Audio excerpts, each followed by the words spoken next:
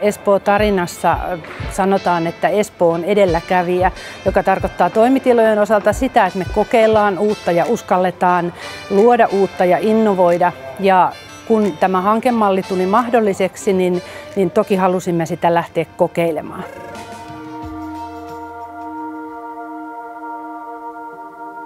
Erilaiset aulatilat ovat monipuolisesti käytössä erilaisissa oppimistilanteissa.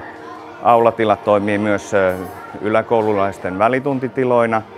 Silleen, että kun tää on helppokulkuinen, niin näkee usein uusia tyyppejä. Kun on tullut jotain uusia luokkalaisia, niin se on sillä tavalla edistänyt.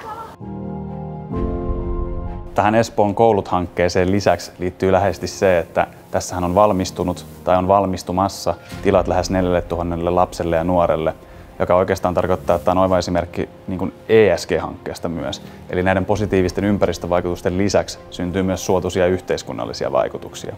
Ja oikeastaan tiivistetysti sanottuna me ollaan hyvin iloisia, kun me voidaan toimia tämän kaltaisen hankkeen, missä syntyy monitahoisia positiivisia vaikutuksia rahoittajana.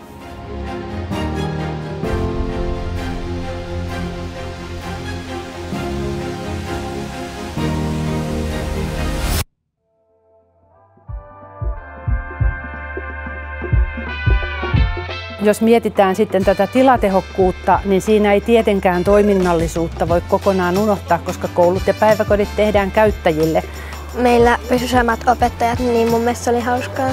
Ja tämä yhteistyömalli, missä on käyttäjät mukana, on pedagogiset asiantuntijat ja suunnittelun eri asiantuntijat, niin vie eteenpäin sitä ja tässä saatiinkin se tavoite hyvin toteutettua.